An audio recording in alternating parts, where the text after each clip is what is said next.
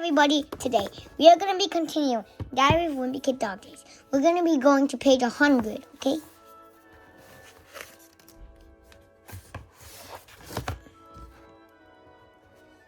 Hope your birthday is hot, hot, hot.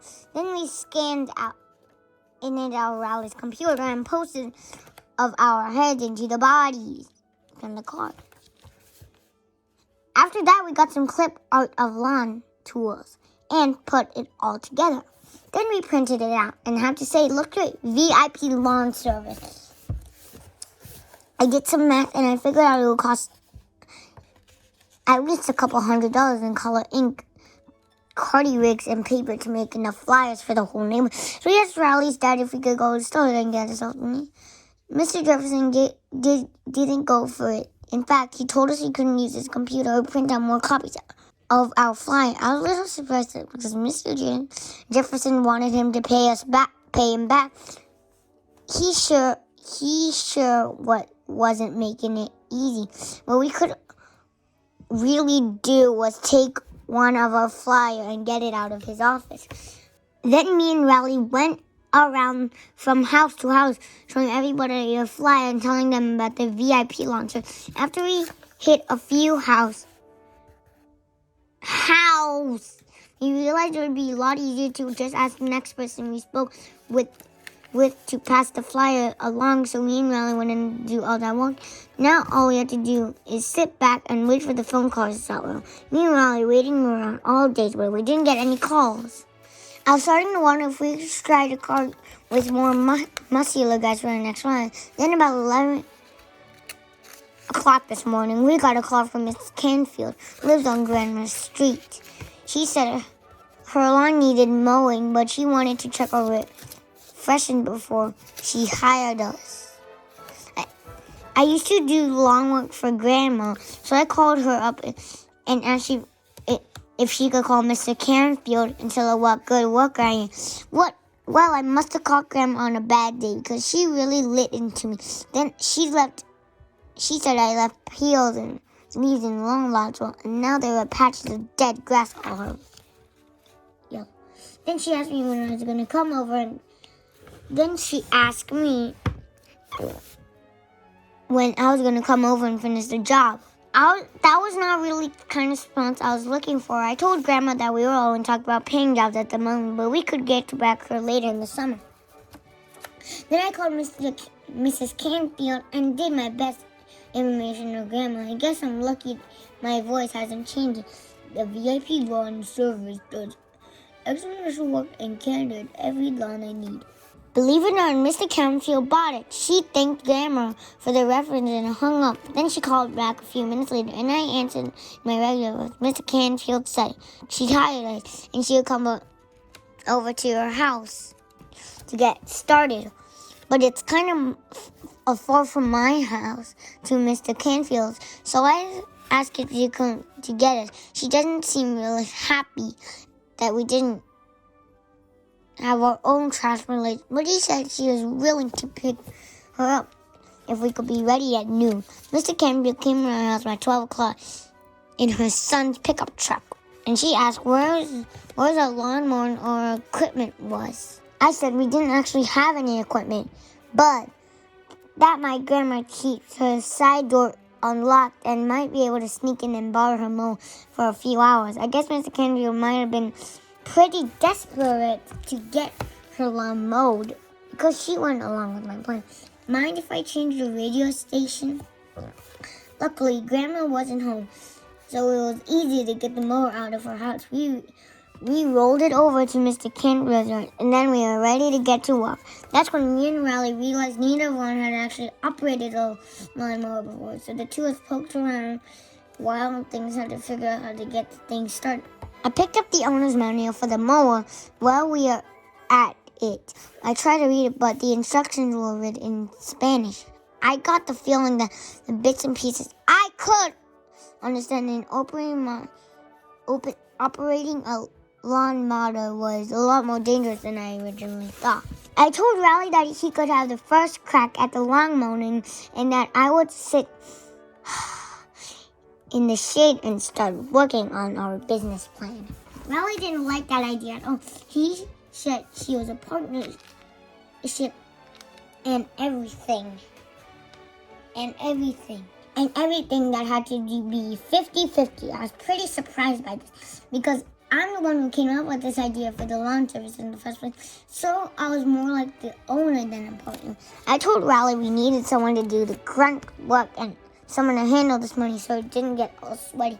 Believe it or not, that was enough to make Riley walk off the job. I just want to say for the record that if Riley's gonna need a job in French in the future, I'm gonna have to give him a lousy review. The truth is, I don't need Riley anyway. If this lawn service grows the way I will think it is, I'm gonna have 100 Rileys working for me. In the meantime, I need to get Mrs. Canfield's lawn mowed. I looked through the manual for a little while, and I figured out I needed to pull this handle on the cord, so I tried. The mower started up right away, and it was off running. It wasn't as bad as I thought as it could be. The lawnmower was self-propelled, so I needed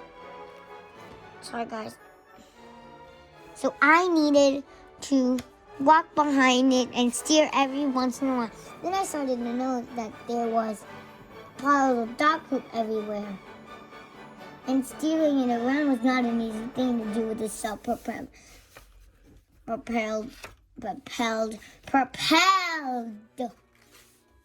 mower. The VIP lawn service has a very strict policy when it comes to dog poop, which that we won't go anywhere near.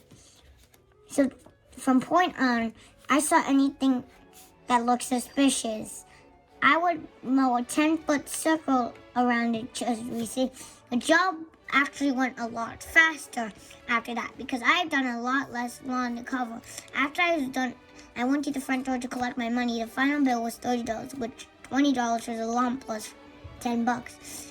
This time, me and Riley spent this time the flyer. Two. Sorry, guys. But Mr. Canfield wouldn't pay. She said our service was lousy, and we hardly moved any of her lawn. I told her about the dog food issue, but she still wouldn't cough up what she owed me. And to make matters worse, she wouldn't even give me a ride home. I figured out someone might try to do the stiff at us this summer, but I never thought it would be our very first customer. I had to walk home, and by the time I got to my house, I was really mad. I told Dad my whole story about the lawn mowing experience and how Mr. Canfield wouldn't pay me. Sorry, guys, just give me a few seconds. Dad drove right over to Mr. Canfield's house, and I went with him. I thought I was going to chew out for taking advantage of his son, and I wanted to see it first-handed, but Dad got Grandma's mower and cut the rest of Mr. Canfield's grass. I figured out if I wasn't going to get paid, I might as well get some free advancing for all my trouble. Another job at the VIP lawn service. 555-2941. The VIP lawn has not really panned out of the way I thought it would have any work since the first job, and I'm starting to think Mr. Canfield has been a bad-mouthing to her neighbors. I thought about giving up and closing our business, but then I realized a few tweaks to the file, we could start things back up again in the winter. 3 more pages, guys, okay? Problem is, I need money now. I call it up. Riley's starting to brainstorming new ideas, but his mom said he was at the movies with his dad. I was a little annoyed because he never brought it up to me if he could take the day off. Mom's not letting me do any fun until this fruit smoothie bill paid off, so that means it was up to me to figure out how to earn the cash. I tell her who has a lot of money, and that's Manny. I mean, this kid's rich. A few weeks ago, Mom and Dad told Manny they give him a quarter every time he uses the potty without being asked. So now he carries around a gallon of water with him all the time. Manny keeps all his money in a big jar in his dresser. He's got to have at least $150 in that thing. I thought about asking Manny to lend me the money, but I can just bring that myself. I'm pretty sure Manny charges interest on his loans anyway. I'm trying to figure out a way to earn money without doing any actual work. But when I told Mom, I was thinking she said I'm just lazy. Okay, maybe I am lazy, but that's not really my fault. I've been lazy since I was ever a little kid. And if someone had caught early on, maybe I wouldn't be the way I am now. I remember in preschool, when playtime was over, the teacher would tell everyone to put away their toys. We would all sing the clean-up song while we did it. Well, I sang the song with everyone else, but I didn't do any of the actual cleaning. Clean up, everybody, everywhere. Clean up, everybody do your share. So if you want somebody to blame yourself the way I am, I guess you have to start with the public education system. Sunday, Mom came up with my room this morning and I woke up for church.